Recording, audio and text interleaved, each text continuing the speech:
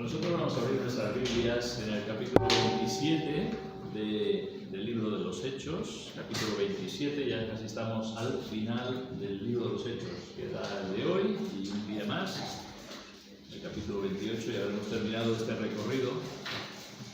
Tan interesante, ¿verdad? El libro de los Hechos es ese libro que hace de puente de los evangelios a las epístolas. Y sin este libro, mucho de lo que tenemos en las epístolas no lo entenderíamos, estaríamos perdidos, no sabríamos de dónde viene y a dónde va y no entenderíamos, y gracias a Dios tenemos este precioso libro que nos introduce, ¿verdad? O que nos lleva de los evangelios a las epístolas y podemos entender todas las cosas mucho mejor. Este capítulo es un capítulo interesante porque es un capítulo un tanto de aventura, seguramente muchos de vosotros lo habéis leído en alguna ocasión, esta aventura del naufragio. Nosotros lo decimos aventura, el apóstol Pablo no le decía aventura, ¿no? El vivir un naufragio pues tiene que ser algo realmente de verdadero terror, de verdadero pánico. Ver que estás en un barco y el barco se está yendo a pique y evidentemente temes por tu vida. Pero vemos como este capítulo, aparte de la historia que nos narra, que además está muy bien expresada, fijaros hasta qué punto está bien expresada, que hasta personas que estudian navegación y sobre todo navegación antigua, van a este capítulo para poder entender cómo se navegaba en el primer siglo, porque Lucas es tan detallado en tantas cosas que nos da una orientación de cómo se navegaba en el primer siglo. De hecho, el tráfico marítimo era la manera más común de transportar mercancías y viajeros. Allí donde se podía, pues iban en barco. En el libro de los Hechos mismos hemos podido ver en multitud de ocasiones al apóstol Pablo hacer gran parte de sus viajes a través del mar, en barco, yendo de un lugar a otro. He puesto el mapa para, no sé si se ve mucho, ¿queréis apagar la luz? Jazmín, ¿quieres apagar las luces? Igual se verá un pelín mejor. Lástima que el color, ahí están los diferentes viajes, gracias, ahí están los diferentes viajes del apóstol Pablo, los 3 viajes misioneros, y este último es el viaje que se llama viaje a Roma, que es cuando él salió de Cesarea, que es lo que vamos a ver. Él había apelado a César en su defensa, y entonces el gobernador se vio en la obligación de enviar a Pablo a Roma, ya que Pablo había, como ciudadano romano que era, había apelado al César, pues se vio en la obligación de enviar a Pablo a Roma. Y si recordáis, Festo estaba un poco perdido en cuanto a qué es lo que yo escribo en relación a este hombre. Voy a enviar un hombre prisionero a Roma y tengo que decir cuáles son los cargos que hay contra él. Y él iba un poco perdido, no sabía realmente qué es lo que tengo que decir acerca de este hombre, y pidió ayuda a Herodes Agripa, que vino a visitarle, y allí volvieron a tener no era un juicio en toda regla, pero examinar a Pablo a ver realmente qué es lo que había hecho. Y al final concluyeron en el capítulo diciendo: este hombre no ha hecho nada malo, no ha cometido ningún delito. O sea, podía haber sido puesto en libertad si no hubiera apelado a César. Así que yo no sé lo que Festo escribió en ese documento, no tengo ni idea cuáles son los cargos que él pondría en contra de Pablo, pero lo cierto es que cuando lo tuvo claro, tuvo el documento listo, pues decidió enviar a Pablo a Roma, para que se presentara delante del César a quien había apelado. Entonces vamos a ver un poquito este capítulo, vamos a ir leyendo porciones y haciendo comentarios de este capítulo. Así que vamos a leer en primer lugar los versículos del 1 al 3, Hechos 27, del 1 al 3, dice: cuando se decidió que habíamos de navegar para Italia, entregaron a Pablo y a algunos otros presos a un centurión llamado Julio de la compañía Augusta, y embarcándonos en una nave adramitena que iba a tocar los puertos de Asia, zarpamos estando con nosotros Aristarco, macedonio de Tesalónica. Al otro día llegamos a Sidón, y Julio, tratando humanamente a Pablo, le permitió que fuese a los amigos para ser atendido por ellos. Muy bien, en primer lugar vemos aquí que Pablo iba como prisionero, no iba a un crucero, a un viaje de placer, iba como prisionero. él fue entregado a Julio, un centurión, junto con otros presos, o sea, él era uno más de los presos que iban a ser llevados a Roma. Y entonces dice, y embarcándonos, notar una cosa, y es que, en primer lugar dice, cuando se decidió que habíamos, está escribiendo Lucas, o sea, Lucas está allí, cuando se decidió que habíamos de navegar, ¿verdad? Y luego en el siguiente versículo dice, embarcándonos en una nave adramitena que iba a tocar los puertos de Asia, zarpamos estando con nosotros Aristarco, macedonio de Tesalónica. Así que Lucas está con Pablo. Y no solamente está Lucas con Pablo, sino que también está Aristarco, que era de Macedonia, ¿verdad? De Tesalónica. Y entonces nos dice que al día siguiente llegaron a Sidón y Julio, tratando humanamente a Pablo, le permitió que fueran los amigos para ser atendidos por ellos. Pero muy bien, vemos que salieron, he traído aquí el palito para poder marcar un poquito, Cesarea está aquí, aquí está Jerusalén, aquí está Cesarea, aquí es donde Pablo pasó 2 años prisionero. Cuando se decidió que había de ir a Roma, se embarcaron en Cesarea y nos dice que hicieron esta travesía hasta Sidón. Sidón es una ciudad muy antigua, incluso sale en el capítulo 10 del libro de Génesis. No se ha fijado si es antigua la ciudad esta. Sidón, se embarcaron hacia Sidón, que eran unos 110 kilómetros aproximadamente de distancia de travesía. Pero aquí me llamó la atención, bueno, mencionar que cogieron una nave adramitena. Eso también es algo curioso. ¿Qué es una nave adramitena? Es una nave que pertenecía a la flota de la ciudad de Adamitrio. Entonces cogieron aquí esta nave adramitena, pero esta nave adramitena, su rumbo era, siguiendo toda la costa de Asia, hacia aquí donde pone Pérgamo, un poquito más al norte, aquí está Adamitrio. Esa es la ciudad, o sea, el barco que cogieron iba a ir siguiendo este rumbo, costeando toda lo que es Asia, la costa de Asia, hasta llegar a Adamitrio, que hoy día la puedes encontrar como Edremit. Es una ciudad que se llama Edremit. Está justo delante de Lesbos, que sería esta isla. Esta es la isla de Lesbos, pues está justo ahí delante, ¿verdad? Entonces lo puedes buscar, buscas Edremit en Google Maps y verás donde estaba Adamitrio, y esta nave que ellos tomaron iba en esta dirección. Entonces dice que cuando, bueno, en primer lugar, he dicho que Lucas estaba allí con Pablo, ¿vale? Y esto me llamó un poco la atención. Es como algo que podemos aprender de este pasaje. Lucas y Aristarco estaban con Pablo y le acompañaron en su viaje a Roma. Como digo, Pablo iba como prisionero, pero Lucas y Aristarco no. Ellos fueron voluntariamente, ¿vale? Es posible, dicen algunos comentaristas, que Lucas se embarcara como médico de a bordo, o es posible que fuera como un siervo de Pablo, o simplemente como un viajero más que tenía que pagar su pasaje. Aristarco también quiso acompañar a Pablo, a pesar de que el viaje, como digo, no era un crucero, de recreo por el Mediterráneo. Y esto me hizo pensar en qué bueno es tener amigos que no te dejan cuando las cosas no te van bien, que están contigo, que te acompañan, que cuidan de ti. Esto es lo que veo en Lucas y Aristarco. Pablo 2 años en Cesarea, prisionero. No sabemos nada de Lucas y Aristarco, pero no estaban muy lejos, porque cuando se decidió que habíamos de navegar, allí estaban Lucas y Aristarco. Yo acompaño a Pablo, queremos acompañar a Pablo. Y se embarcaron juntamente con Pablo. Lucas ya había acompañado a Pablo en otra ocasión cuando se embarcó, recordáis, de Troas a Filipo. Recordáis, creo que era el segundo viaje misionero, se embarcó de Troas, que está aquí, hacia Filipo, que está más al norte. Ahí fue Lucas con Pablo, y también el viaje de vuelta también lo hizo con Pablo, incluso le acompañó hasta Jerusalén en esta última ocasión que lo apresaron. Así que no sabemos dónde estaba Lucas todo ese tiempo que Pablo estaba en Cesarea, pero como digo, no estaba muy lejos. Pablo no estaba allí olvidado de sus amigos, de sus hermanos en la fe, estaban por allí cerca, ¿no? Cuando Pablo escribió a los colosenses, desde la prisión en Roma, que sucedería más adelante, les dijo: os saluda Lucas, el médico amado. Ahí estaba su amigo, Lucas, el médico amado. Cuando escribió a Filimón, Menciona a Lucas como uno de sus colaboradores. Cuando escribió a Timoteo en la segunda epístola, dice, solo Lucas está conmigo.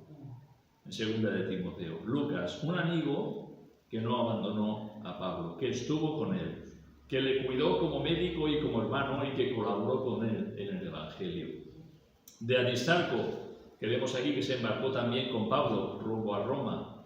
Cuando ocurrió aquel disturbio, recordáis, en la ciudad de Éfeso, aquel disturbio de Demetrio el platero, allí estaba también Aristarco y es mencionado como compañero de Pablo. En Hechos 20 es mencionado como uno de los que acompañaban a Pablo en su viaje a Jerusalén. En Hechos 27, que es este capítulo, se embarca con Pablo y con Lucas rumbo a Roma. En Colosenses, Pablo llama a Aristarco mi compañero de prisiones. Allí está Aristarco, compañero de prisiones, juntamente con Pablo. Y en Filemón es llamado colaborador. Así que me llamó la atención el hecho de los amigos de Pablo, dispuestos a acompañarlo, a no dejarlo solo, a estar con él, a cuidar de él. Y esto nos hace pensar que qué bueno es tener amigos. Qué bueno es tener amigos. Amigos que están cerca. Amigos que están para ayudarte en tiempos de dificultad. Sobre todo amigos que aman a Dios. Amigos cristianos. Qué bueno es tener amigos cristianos.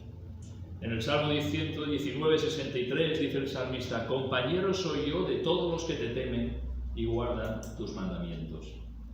Es muy difícil que un cristiano pueda tener una amistad muy cercana con alguien que no sea creyente. No es imposible. Puedes tener amigos incrédulos que no son creyentes, pero una amistad verdaderamente cercana es muy difícil. Que un creyente pueda compartirlo con alguien que no comparte su fe. Los verdaderos amigos de los creyentes son aquellos que creen en el mismo Dios, que tienen la misma fe, ¿verdad? Y aquí tenemos a Lucas y Aristarco acompañando a Pablo. Y esto pues me llamó la atención de esta enseñanza. La travesía, como digo, llegaron a Sidón, unos 110 kilómetros al norte de Cesarea, y Julio, que era el centurión, permitió que Pablo fuese a los amigos. Esto en los amigos se refiere a los creyentes que había en Sidón, que fuera a los amigos. Lo primero que vemos es que Julio, que era el centurión, de alguna manera conocía a Pablo. Si no fuese así, no hubiera dejado a un preso salir del barco e ir a reunirse con sus amigos, ¿verdad? Conocía a Pablo y le permitió que fuese a visitar a los amigos, a los hermanos. Julio confió en que Pablo volvería. O sea, Julio era responsable de que Pablo llegase a Roma. Si Pablo hubiera huido, hubiera tenido grandes problemas, Julio, ¿verdad? Entonces él confió en Pablo de que él regresaría. Pablo era un preso, es cierto, pero un preso especial. Era un hombre con un carácter íntegro, un hombre de palabra, un hombre sincero. Quizás Julio había estado cuando habían juzgado a Pablo y quizás ya conocía de él, ya sabía de él, ya conocía de su carácter. Como digo, los amigos de Sidón posiblemente eran muy amigos, creyentes. Eran creyentes a los que Pablo fue a visitar. Versículo 4 y versículo 5 dice, y haciéndonos a la vela desde allí, navegamos a Sotavento de Chipre, porque los vientos eran contrarios. Habiendo atravesado el mar frente a Cilia y Panfilia, arribamos a Mira, ciudad de Licia. Muy bien, aquí nos está trazando este recorrido. Nos está diciendo que de Cesarea salieron hasta Sidón y al día siguiente de aquí partieron y no sé si lo veis, igual está muy flojito, ¿no? Pero esta línea naranja, este es el viaje que estamos viendo ahora, esta isla, esta línea naranja. Dice que navegamos a Sotavento de Chipre, fueron por aquí, por esta parte de aquí. Y dice porque los vientos eran contrarios. Posiblemente el viento, ellos iban en aquella dirección y seguramente el viento venía en esta dirección, el viento le era contrario. Y faena fue la mía para enterarme de lo que era Sotavento y Barlovento. Igual los que sabéis un poquito de vientos o de navegar sabéis, pero yo digo Sotavento de Chipre. ¿Qué es lo que significa que navegamos a Sotavento de Chipre? Al final lo entendí, YouTube me ayudó. Barlovento, para que nos podamos entender, es cuando te viene el aire de cara. O sea, el aire viene de ahí hacia mí, eso es barlovento. Pero cuando ya el aire ha pasado de mí, es sotavento. O sea, que si el aire viene de allí, es barlovento y esto es sotavento. Pero si el aire viene de allí, esto es barlovento y esto es sotavento. O sea, barlovento es de donde viene el aire, sotavento es de donde se va el aire. Muy bien, ahora cuando dice, para que podamos entenderlo. Dice, navegamos a sotavento de Chipre. Si el aire viene de aquí, ellos pasaron por detrás de la isla. Estaban buscando el lugar más seguro donde el viento no lo azotaba tan fuerte. El viento soplaba hacia Chipre, esto era barlovento, y una vez pasado el Chipre era sotavento, porque aquí el aire ya pasaba. Y aquí el mar estaría mucho más tranquilo que aquí. Por eso dice, navegando a sotavento, o sea, por detrás del viento de Chipre. Esto es una clase para navegación, para navegantes. Sotavento de Chipre, porque los vientos eran contrarios. Es muy importante este capítulo, los vientos, lo vamos a ver, que salen mencionados en varias ocasiones. Dice, el viento es la fuerza necesaria para la navegación a vela, eso está claro. Y todo el mundo, pues es todo un mundo conocer los vientos. Ya he explicado lo de barlovento y sotavento. Dice que navegaron a sotavento de Chipre, la usaron, como digo, para protegerse. Pasaron, si no posiblemente hubieran hecho la travesía por este lado, porque es mucho más directo. Fijaros, estos son otros viajes que hizo Pablo y lo hizo por este lado de Chipre, para no dar tanta vuelta. Entonces, si hubiera hecho buen tiempo, posiblemente hubieran ido por aquí, hacia Mira, porque aquí es donde ellos iban. Aquí es donde hicieron escala, pero fueron por detrás, precisamente, para protegerse del viento. Entonces llegaron a Mira, a esa ciudad, a Mira. Versículo 6. Y hallando allí el centurión una nave alejandrina que zarpaba para Italia, nos embarcó en ella, navegando muchos días, fijaros ahora, muchos días despacio, llegando a duras penas frente a Nido, porque nos impedía el viento, navegamos a Sotavento de Creta, ahora es otra isla, Sotavento de Creta, frente a Salmón, y costeándola con dificultad llegamos a un lugar que llaman Buenos Puertos, cerca del cual estaba la ciudad de Lasea. Muy bien, la nave que en el primer barco que iban, hemos dicho que era Adramitena, se dirigía a esta dirección. Cuando llegaron a Mira, aquí hicieron escala, el centurión encontró otro barco que los llevara hacia Italia, que es donde ellos iban. Y pues, por eso hicieron un cambio de barco, ¿no? De nave. El centurión era el que llevaba a los prisioneros y dijeron, no, ahora vamos a coger este otro barco. Hicieron como el transbordo, ¿no? Hicieron un transbordo. De un barco pasaron a otro.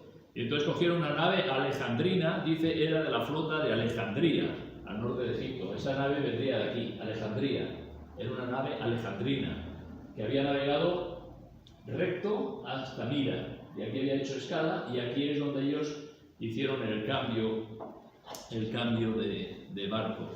En aquel tiempo Egipto era el granero de Roma. O sea, muchos de los cereales que se cultivaban en Egipto los embarcaban en Alejandría y iban hacia Roma. Así que hacían escalas aquí, pero su dirección era hacia Roma. Y en uno de estos se embarcó Julio, el centurión, con sus soldados y los prisioneros que llevaba. Lucas nos describe la ruta que siguieron y las dificultades que se encontraron en la navegación. Fijaros lo que nos está diciendo. Dice, navegando muchos días despacio y llegando a duras penas frente a Nido. Nido es aquí, ¿lo ves? Aquí es una pequeñita isla que hay aquí. O sea, salieron de Mira y con mucha dificultad pasaron por Nido, dice, porque nos impedía el viento, navegamos a Sotavento de Creta, lo mismo, esto es Creta, el aire vendría de aquí, y entonces esta parte estaría en el mar mucho más tranquilo que aquí. Navegaron a Sotavento de Creta, resguardados por la isla, y entonces pasaron, como nos dice, frente a Salmón, que está en esta punta de Creta. Costeándola con dificultad, llegamos a un lugar que llama Buenos Puertos, que está aquí.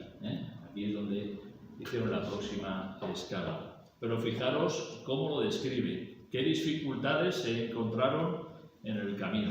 Muchos días despacio, a duras penas y con dificultad. O sea que no era un viaje aquello placentero.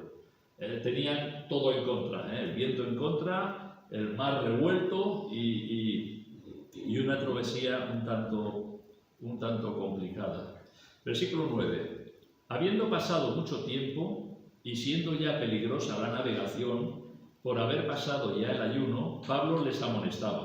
La primera vez que se menciona a Pablo aquí, diciéndoles: varones, veo que la navegación va a ser con perjuicio y mucha pérdida, no solo del cargamento y de la nave, sino también de nuestras personas. Pero el centurión daba más crédito al piloto y al patrón de la nave que a lo que Pablo decía. Y siendo incómodo el puerto para invernar, la mayoría acordó zarpar también de allí, por si pudiesen arribar a Fenice, puerto de Creta, que mira al nordeste y sudeste, e invernar allí. Y soplando una brisa del sur, pareciéndoles que ya tenían lo que deseaban, levaron anclas e iban costeando Creta. O sea, estaban en este lugar de buenos puertos, pero ellos querían seguir, querían continuar la navegación. Ahora Pablo, o Lucas, mejor dicho, nos sitúa aquí en qué tiempo sucedió esto. Dice,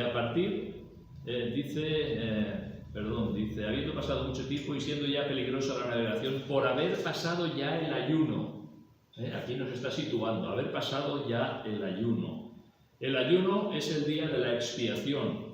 Y según un comentarista, en el año 59, que era cuando sucedió este viaje, cayó el 5 de octubre. O sea, era más tarde del 5 de octubre.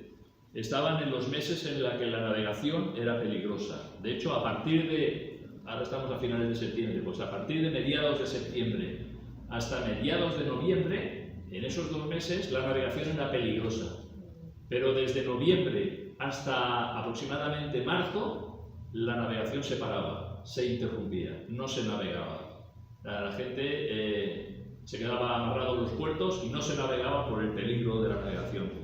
Entonces era ya bastante avanzado, estaban dentro del periodo que era peligrosa la navegación. Y entonces nos dice que Pablo no era marinero, eso lo sabemos. Pablo no era marinero, pero tenía cierta experiencia en navegar. Y sabía, por sentido común, que no era muy sabio querer continuar la navegación. Y por eso Pablo les dijo que veo que la navegación va a ser con perjuicio y mucha pérdida. O sea, queréis seguir navegando y el tiempo no es el de navegar. Posiblemente Pablo era más mayor, Julio, el centurión, era más joven. Y hizo más caso, nos dice, al patrón, al propietario de la nave. Claro, el patrón está interesado de que el cargamento que lleva de cereales llegue a su destino. O sea, él busca el negocio, entregar la carga que llegue a su sitio. El piloto, que era el capitán del barco, pues también vio que se podía continuar y entonces decidieron continuar el viaje. Pablo les dio la advertencia. Pablo les dijo: veo que la navegación va a ser en perjuicio y mucha pérdida, no solo del cargamento y de la nave, sino también de nuestras personas. Pablo, como digo, ya había viajado muchas veces en barco y él sabía, en 2 de Corintios dice que él había vivido peligros en el mar. En 2 de Corintios 11:25 dice: 3 veces he padecido naufragio. Una noche y un día he estado como náufrago en alta mar. Y no está contando lo que ahora va a pasar, esto lo escribió tiempo antes, ¿vale? O sea, él ya había vivido 3 veces un naufragio. Y en una ocasión estuvo toda la noche y todo un día como náufrago en alta mar. Supongo agarrado a alguna tabla o esperando a ver cómo salgo de esta, ¿no? Entonces él tenía cierta experiencia ya en el mar. Esto, como digo, lo escribió años antes de lo que estaba a punto de suceder. Pero la opinión de Pablo, recordemos que Pablo es un prisionero, pues como que no cuenta mucho, ¿no? Es un prisionero. El centurión estaba más por hacer caso, evidentemente, al patrón y al piloto de la nave. Y la mayoría, dice, decidieron continuar hasta Fenice. Fenice estaba en la misma Creta, aquí estaba Buenos Puertos, y Fenice estaba un poquito más hacia el oeste. No lo he encontrado bien, algunos lo dibujan por aquí, otros lo dibujan por aquí. donde estaba Fenice. Lo cierto es que querían ir un poquito más para allá, de aquí un poquito más para allá, y entonces invernar. Era un puerto más cómodo, dice, para invernar. Y entonces decidieron salir y dice, comenzó a soplar una brisa suave del sur. Y esto es lo que ellos esperaban y se hicieron a la mar. Quizás el viento amainó y entonces ahora ya no era un viento tan fuerte, era una brisa del sur, y eso les ayudaba pues a tomar esa decisión de decir, vamos a continuar, y llegamos a Fenice y pasamos el invierno allí, hasta que volviera de nuevo la época de navegar. Versículo 14. Y ahora es cuando empieza un poquito la aventura. Dice, pero no mucho después dio contra la nave un viento huracanado llamado Euroclidón. Y siendo arrebatada la nave, no pudiendo poner proa al viento, nos abandonamos a él y nos dejamos llevar. Y habiendo corrido a sotavento de una pequeña isla llamada Clauda, con dificultad pudimos recoger el esquife. Y una vez subido a bordo, usaron de refuerzos para ceñir la nave, y teniendo temor de dar en la sirte, arriaron las velas y quedaron a la deriva.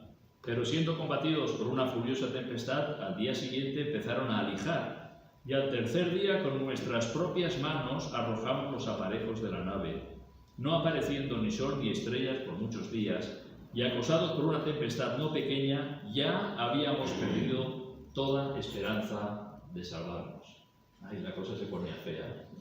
La cosa se ponía fea. A partir de que salieron de buenos puertos, de repente aquí nos habla de que dio contra la nave un viento huracanado llamado Euroclidón. ¿O veis cómo los vientos en este capítulo son importantes? Euroclidón. ¿Qué viento es este? A ver si puedo enseñaros.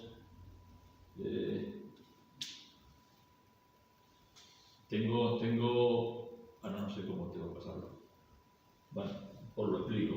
Hice una copia de la rosa de los vientos, que te dice por dónde vienen los vientos, ¿no? Entonces, pero no sé cómo pasarlo. Dice, vino un viento huracanado llamado Euroclidón. Ese viento Euroclidón era un viento que venía del noreste, o sea, de aquí del norte viene la tramontana, no lo saben muy bien, ¿no? La tramontana viene del norte. El Euroclidón viene del noreste, venía de esta dirección, ¿vale? Venía de esta dirección. Este es el viento de que hoy día se llama Gregal. ¿Os suena? Gregal. El viento del Gregal viene del noreste. O sea, si al principio tenían el viento que venía del suroeste, ahora de repente se gira este viento que viene de aquí, del noreste, y golpea la nave de tal forma que están aquí, que los empuja hacia el sur, los arrastra hacia el sur.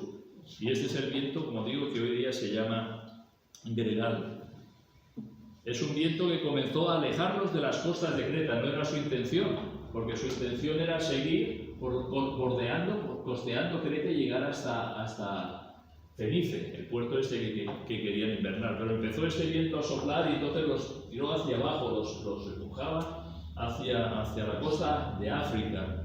Y en estos versículos hay bastantes cosas interesantes para poder entender. Dice que no pudieron controlar la nave y se abandonaron al viento esperando que pronto dejara de soplar con tal intensidad. Es aquello de que no pudieron poner proa, o sea, no pudieron orientar el barco a ese viento tan fuerte y no pudiendo orientar el barco, pues simplemente lo dejaron que, bueno, ya se amainará el tiempo, ya calmará la tempestad. Y entonces fueron arrastrados por el viento y fueron hacia el sur. Dice, con dificultad pudieron recoger el esquife. Ahí me ves buscando qué es el esquife. El esquife es el bote salvavidas. Seguramente algunos lo sabéis. Un esquife es el bote salvavidas. Los barcos navegaban y llevaban el bote salvavidas con una cuerda, como si fuera un remolque. Tenían la cuerda y detrás llevaban la barca, el bote salvavidas. Si tenían que bajar a la costa o lo que sea, pues llevaban el bote. Y entonces dice aquí, habiendo corrido a Sotavento, otra vez nos dice Sotavento, de una isla llamada Clauda, que esa isla es una pequeñita que hay por aquí, que aquí ni se ve, por aquí hay una isla que se llama Clauda.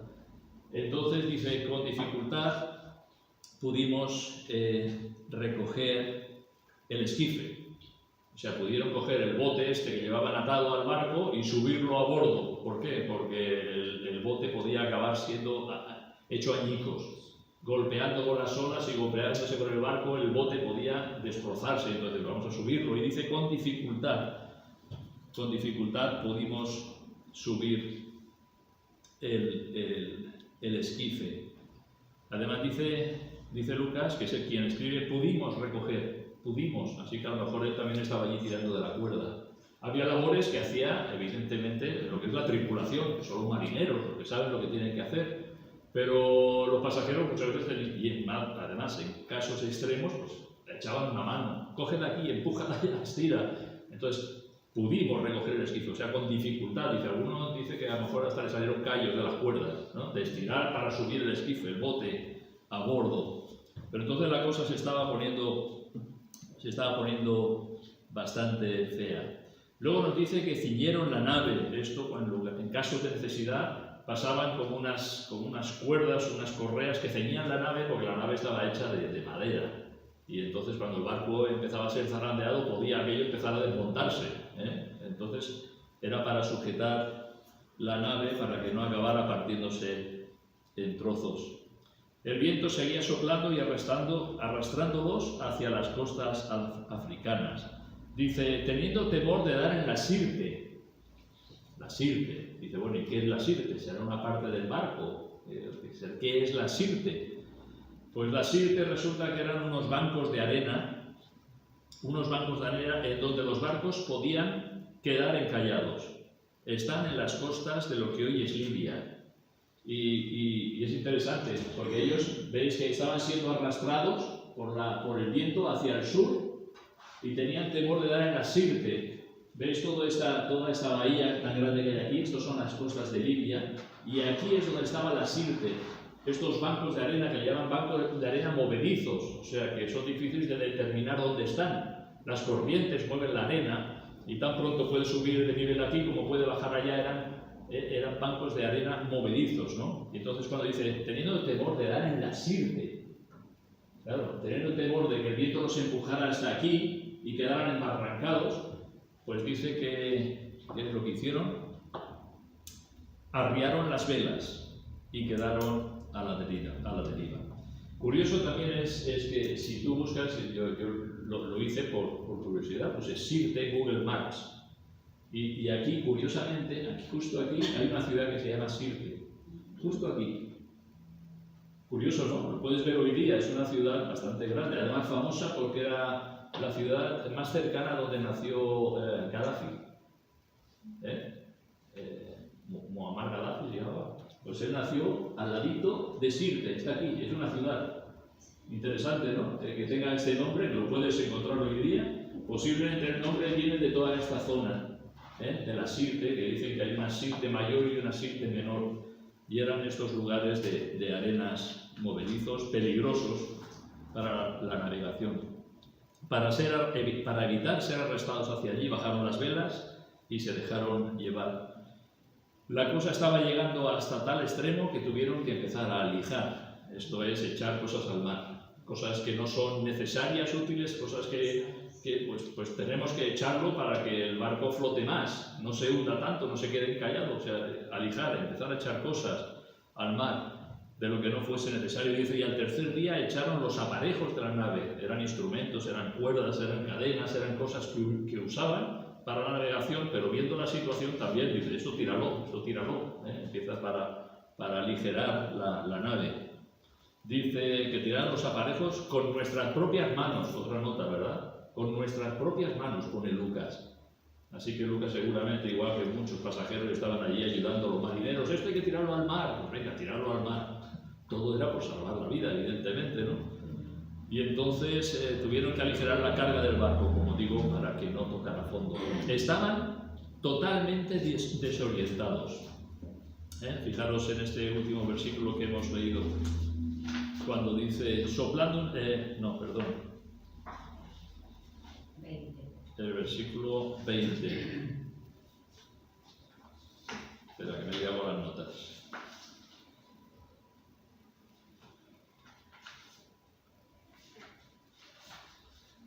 no apareciendo ni sol ni estrellas por muchos días, y acosados por una tempestad no pequeña, ya habíamos perdido toda esperanza de salvarnos. Estaban totalmente desorientados, no sabían dónde estaban. ¿Cómo se guiaban, cómo se orientaban en el mar? Con el sol y con las estrellas. Si no ves el sol, si no ves las estrellas, estaban totalmente desorientados, estaban perdidos en medio de una tempestad, hasta tal punto que dice que ya habían perdido esperanza de conservar la vida. Hay esa frase que dice, lo último que se pierde es la esperanza, ¿verdad? Lo último que se pierde es la esperanza. Pues ellos llegaron a tal extremo que perdieron toda esperanza de conservar la vida, como diciendo, de esta no salimos, de esta no salimos. Ahora es cuando Pablo trae unas palabras, unas hermosas palabras de aliento y de consuelo. Fijaros, los leemos del versículo 21 al 26. Entonces Pablo, como hacía ya mucho que no comíamos, puesto en pie en medio de ellos, dijo, habría sido por cierto conveniente, oh varones, haberme oído y no zarpar de Creta tan solo para recibir este perjuicio y pérdida. Buenas palabras, ¿no? Os lo dije. Mejor hubiera sido haberme hecho caso, haber escuchado el consejo de no zarpar de buenos puertos, os lo dije. Pero bueno, él continúa. Pero ahora os exhorto a tener buen ánimo, pues no habrá ninguna pérdida de vida entre vosotros, sino solamente de la nave. Porque esta noche ha estado conmigo el ángel del Dios de quien soy y a quien sirvo, diciendo, Pablo, no temas, es necesario que comparezcas ante César, y he aquí Dios te ha concedido todos los que navegan contigo. Por tanto, varones, tened buen ánimo, porque yo confío en Dios, que será así como se me ha dicho. Con todo, es necesario que demos en alguna isla. Ahí tenemos a Pablo. Cuando todos habían perdido la esperanza de vivir, trae unas palabras de ánimo y de consuelo. Pablo, como dije, era un simple prisionero. Quizás muchos ni le conocían. Este es uno de los prisioneros que lleva Julio a Roma.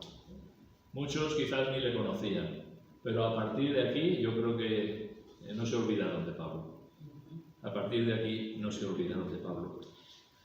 ¿Por qué trajo esas palabras de aliento y de consuelo? Lo primero es, como he dicho, en cierta forma recriminar, ¿verdad?, que no le han hecho caso para no zarpar de aquel puerto. Pero lo siguiente fueron esas palabras de ánimo que aseguraban que ninguno de a bordo perdería la vida. ¿Cómo podía decir eso en una situación tan extrema? Podemos pensar, ¿no? Si Lucas dice, habíamos perdido la esperanza de conservar la vida, o sea, de esta no salimos, aquí morimos todos. ¿Cómo Pablo podía decir esas palabras con tanta seguridad, con tanta certeza, ¿verdad? Cuando la situación era tan difícil. Y entonces nos lo dice el versículo 23. Porque esta noche ha estado conmigo el ángel del Dios de quien soy y a quien sirvo. Un ángel de Dios vino para darle un mensaje de esperanza, que se perdería todo menos la vida. Se perdería la nave, se perdería el cargamento, se perdería todo lo que llevaban, menos la vida de las personas. Pablo da un claro testimonio de su fe, cuando dice, porque ha estado conmigo el ángel del Dios de quien soy y a quien sirvo. Un claro testimonio de su fe, ¿verdad? Él escribió a los romanos, no me avergüenzo del Evangelio, porque es poder de Dios para salvación a todo aquel que cree. No me avergüenzo del Evangelio. Y él habló de que ha estado conmigo un ángel del Dios de quien soy y a quien sirvo. Qué bueno, ¿verdad? Qué testimonio más claro. Qué situación, ¿verdad?, en la que estuvo para poder dar testimonio del Señor. Y entonces dice, le aseguró que nadie perecería. Dice, Dios te ha concedido todos los que navegan contigo. Esto fue un regalo que el Señor le hizo. O sea, Pablo, tú vas a llegar a Roma. Y ya se lo había dicho el Señor, ¿recordáis? Que se lo había dicho, Pablo, tienes que dar testimonio de mí en Roma. Y Pablo en aquella tormenta, pues supongo que pensaría, pues no sé, Señor, no sé cómo voy a llegar a Roma, porque esto se está poniendo muy feo. Un ángel del Señor viene, se aparece a Pablo y le dice, vas a llegar a Roma y Dios te ha concedido a todos los que están contigo. No va a haber pérdida de vidas humanas. Y podemos ver qué bueno es que Dios cuida de sus hijos. Y en ocasiones también a los incrédulos por causa de sus hijos. Es curioso, ¿verdad? El Señor salva a Pablo, pero dice, además Pablo, Dios te ha concedido todos los que van contigo. O sea, no va a haber pérdidas de vidas humanas. Y aunque todo indique lo contrario, si Dios lo ha dicho, sin duda lo hará. ¿Qué ejemplo tenemos en Pablo en este capítulo, verdad? Un hombre de carácter que camina con Dios. Nos preguntamos, ¿dónde estaba el patrón de la nave? ¿Lo veis en este capítulo? Diciendo algo, calmando a los pasajeros, o diciendo... Está desaparecido. ¿Dónde está el piloto? ¿Trae palabras el piloto? ¿Trae palabras de ánimo? ¿Palabras de consuelo? No lo vemos por ningún lado. Ni al patrón, ni al piloto. ¿Y dónde vemos al centurión? No aparece. No dicen nada. No menciona a Lucas que dijeran nada. Pero ¿qué palabras de aliento y ánimo pudo traer este siervo de Dios, Pablo? ¿Verdad? Palabras de consuelo. Sea la circunstancia que sea, el creyente puede confiar en que Dios está en el control y descansar, porque como nos dice su palabra, estamos en sus manos, ¿verdad? Pablo sí que podía decir algo. Pablo sí que tenía que decir algo. Él tenía una confianza en Dios. Además dice, yo confío que será así, como se me ha dicho, ¿verdad? Hemos leído en estos versículos, versículo 25, por tanto, varones, tened buen ánimo, porque yo confío en Dios, que será así como se me ha dicho. Yo confío en Dios. ¿Y el piloto? ¿Y el patrón? ¿Y el centurión? No tenían esa confianza en Dios. Pero Pablo, un hombre de Dios, y yo confío en Dios. Si Dios me ha dicho esto, eso va a ser así. A pesar de que el mar se había embravecido, a pesar de que las cosas se ponían tan feas, yo confío en Dios. Porque un ángel del Dios de quien soy y a quien sirvo me ha dado estas palabras. Y entonces él sí que tiene para compartir. Él trae algo para compartir. Él trae algo para animar. Y qué bueno es tomar este ejemplo, ¿verdad? Como cristianos, que cuando estemos en situaciones difíciles, donde todo el mundo pierde la esperanza de vivir, donde la gente no ve salida, donde el cristiano tiene algo que decir. El cristiano tiene un Dios en quien quiere, en quien cree, en quien confía. Y algo para compartir, traer palabras de aliento y de ánimo a aquellos que están sin esperanza y sin Dios en el mundo, ¿verdad? Eso solo lo puede hacer el cristiano. Eso solo lo puede hacer aquel que confía en Dios. Aquel que realmente por la fe ha creído en el Señor Jesucristo. Tiene unas palabras de ánimo, unas palabras de consuelo, unas palabras de decir, mira, esto es lo que Dios ha provisto, ¿verdad? Esto es lo que Dios trae para ti. Entonces Pablo, vemos aquí estas palabras de ánimo y consuelo. Ya llegando al final del capítulo, vemos en el versículo 27, venida la 14ª noche, o sea que el Euroclidón este viento del noreste gregal, fue intenso. 14 días soplando. Dice, venida la 14ª noche, siendo llevados a través del mar Adriático, a la medianoche los marineros sospecharon que estaban cerca de tierra. Y echando la sonda hallaron 20 brazas, y pasando un poco más adelante volvieron a echar la sonda, hallaron 15 brazas. Y teniendo dar en escollos, echaron 4 anclas por la popa, y ansiaban que se hiciese de día. Entonces los marineros procuraron huir de la nave, echando el esquife al mar. Aparentaban como que querían largar las anclas de proa. Pero Pablo dijo al centurión y a los soldados, si estos no permanecen en la nave, vosotros no podéis salvaros. Entonces los soldados cortaron las amarras del esquife y lo dejaron perderse. 14 días siendo zarandeados en el mar Mediterráneo, dice en el mar Adriático. Mar Adriático es toda esta zona que está comprendida entre Italia, Grecia y África. Toda esta zona es el mar Adriático, ¿verdad? Y siendo ahí zarandeados, ¿verdad? Tantos días, vemos como Los marineros tuvieron una corazonada, quizá escuchaban el sonido de las olas golpeando en la costa, tuvieron la sensación de que estaban cerca. Dice, echaron la sonda. Ahora, la sonda era como un peso, ya podía ser de metal o una roca atado a una cuerda. Y esa cuerda la tiraban al mar y cuando la piedra tocaba el fondo del mar ellos podían medir la altitud que había, la profundidad, mejor dicho, la profundidad que había en el mar.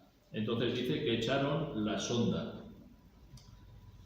Y luego nos habla de braza, ¿verdad? Cuando dice, hallaron 20 brazas. Las brazas, también otra medida que usaban. La braza es esto, es desde la punta de este dedo hasta la punta de este dedo es una braza, aproximadamente 1,70 m.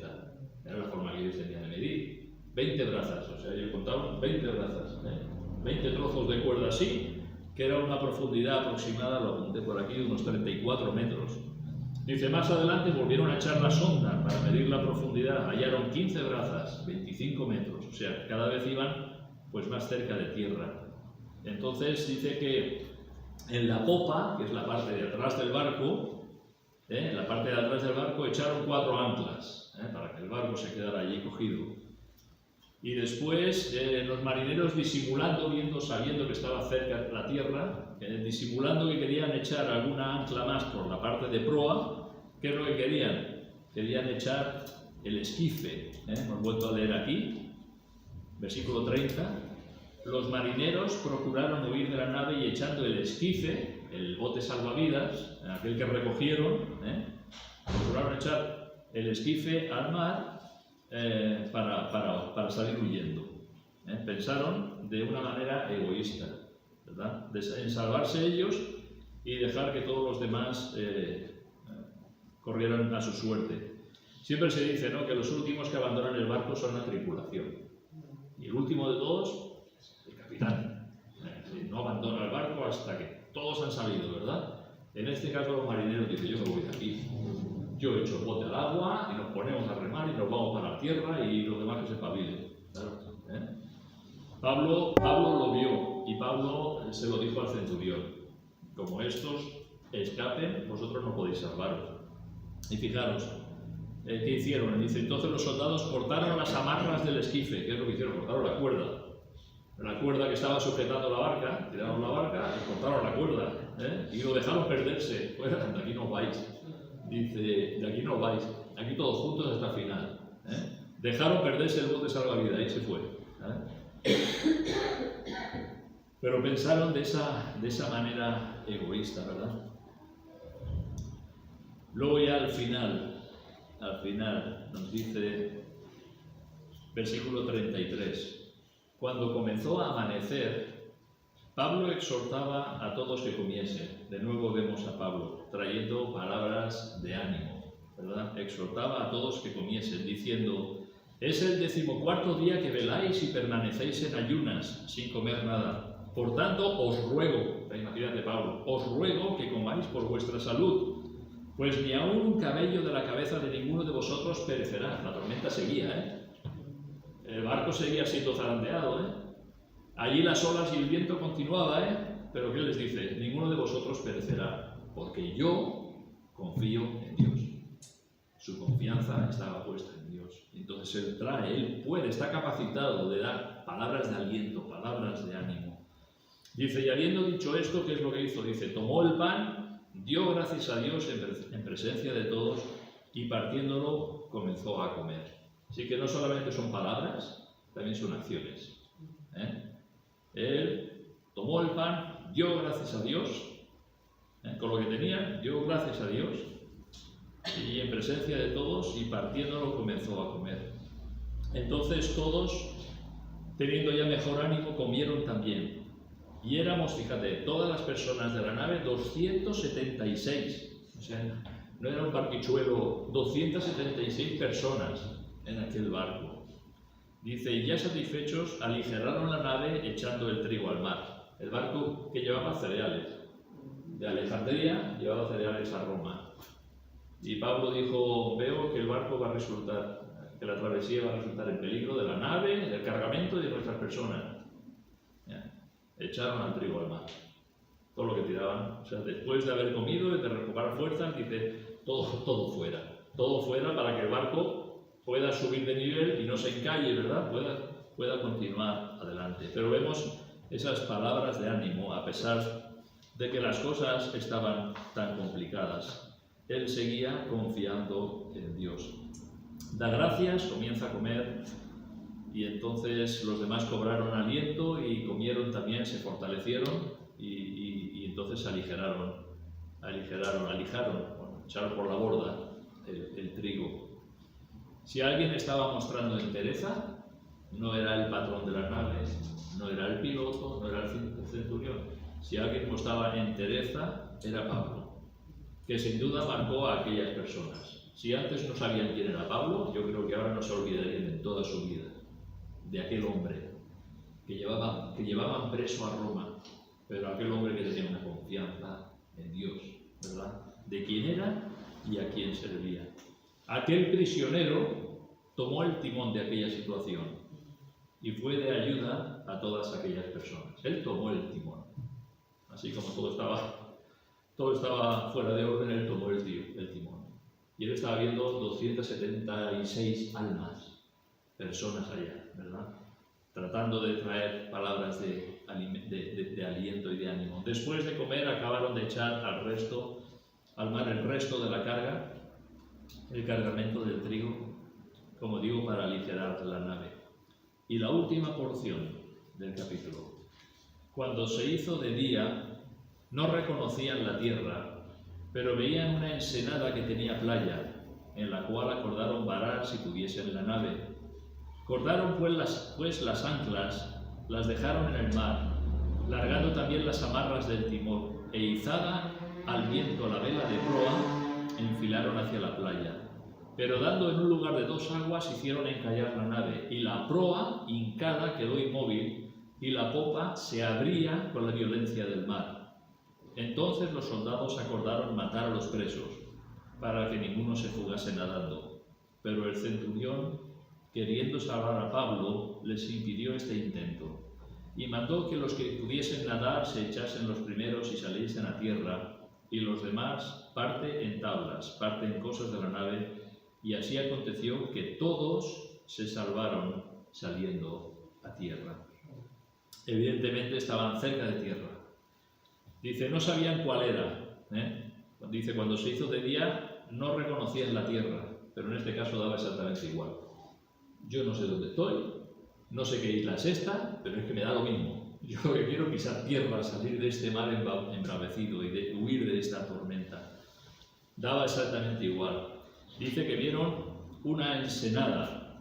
Una ensenada es una pequeña bahía y esta además tenía playa, ¿vale? O sea, era como un entrante, una bahía, donde los vientos golpean tan fuerte. Y viendo esa ensenada, pues dijeron, vamos a ver si podemos llegar hasta allí. La idea no era mala, cortaron las cuerdas de las anclas, esas 4 anclas que habían tirado en popa, en la parte de atrás, las cortaron, y entonces, ¿qué dice? Abrieron la vela de proa. La vela de proa es la parte de adelante. Levantaron la vela, ¿para qué? Para que el viento les empujase hacia la ensenada, hacia esta bahía, y pudieran embarrancar en la playa y allí desembarcar.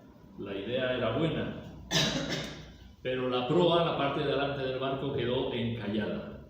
Se quedó como clavada en tierra, quizás entre rocas, quizás entre arena. Lo cierto es que la parte de proa quedó clavada en la tierra, dice, y la popa era golpeada por las olas de tal manera que se rompía la nave. O sea, imagínate la situación, ¿verdad? Hicieron encallar la nave y la proa hincada quedó inmóvil y la popa se abría con la violencia del mar.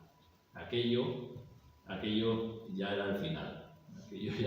Aquello era ya el barco destrozado. Y entonces ellos, como dice aquí, en ese momento los soldados quisieron evitar que los presos huyeran. Claro, ellos, supongo, en cumplimiento de su deber, no debían dejar que los presos se escaparan. Y entonces en ese momento no se le ocurrió otra cosa a los soldados que decir, ¿por qué no matamos a los presos y así no nos preocupamos de ellos?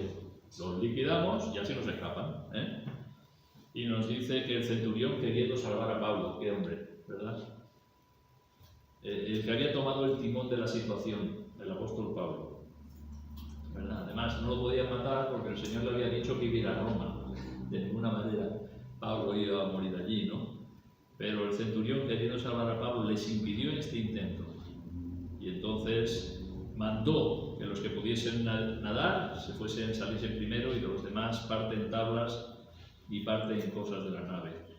Y así aconteció que todos se salvaron saliendo a tierra. ¡Qué pesadilla de viaje! Podrían decir. ¡Qué pesadilla de viaje! Pero las palabras de Dios se cumplieron. Absolutamente todos fueron testigos de que así fue. La palabra de Dios se cumplió. Y de nuevo vemos esa confianza que Pablo tenía, de yo confío en Dios. Así que es un capítulo donde sí vemos una aventura, aprendemos mucho de navegación, navegación del primer siglo en el Mediterráneo hasta, como digo, hasta personas que estudian la navegación del primer siglo se leen este capítulo y lo citan en la página web, puedes buscar, como el viaje de Pablo cuando fue hacia Roma, y pues aquí tienes todo. Y ya aprenden mucho de barcos, de vientos, de mareas de la Sirte y todas estas cosas, ¿no? Pero sobre todo subrayar dos cosas, que es lo que hemos visto. Primero, los amigos de Pablo. Qué bueno es que los amigos de Pablo ahí estuvieron con él. Incluso cuando Pablo dijo la navegación va a resultar en pérdida, pues te imaginas que Lucas y Aristarco dicen, mira Pablo, es verdad, yo veo que la cosa no va a ir bien, nosotros nos quedamos aquí. Tú sigue el viaje y ya vendremos a verte a Roma. Nos quedamos aquí en Buenos Puertos, aquí. Nos quedamos a pasar la noche aquí, en invierno aquí y ya vendremos a verte. Acompañaron los amigos de Pablo, los amigos creyentes, ¿verdad? Los cristianos acompañando. Y la segunda gran enseñanza de este capítulo, yo confío en Dios. Yo confío en Dios. Pablo, aquel prisionero, es el que realmente toma las riendas de la situación, ¿verdad? Y trae palabras de aliento y de ánimo a aquellas personas. Y eso podemos aplicarlo a nuestras vidas. Podamos recordar que cuando las personas estén sin esperanza, que cuando las personas estén en situaciones difíciles, tenemos una palabra de ánimo y una palabra de aliento, una palabra de ven al Señor, confía en el Señor, cree en el Señor Jesucristo para salvación, ¿verdad? Esa palabra que trae vida. Y así como los soldados quisieron matar a los prisioneros y quitárselo del medio, Pablo trajo unas palabras de aliento, de vida. Ninguno de vosotros va a perecer, porque así me ha dicho el Señor, y yo confío en Dios. Así que dejamos aquí toda esta historia interesante, intensa de este capítulo, y sobre todo estas lecciones espirituales que nos puedan ayudar, ¿verdad?, en nuestras vidas. Lo dejamos aquí, que el Señor nos bendiga.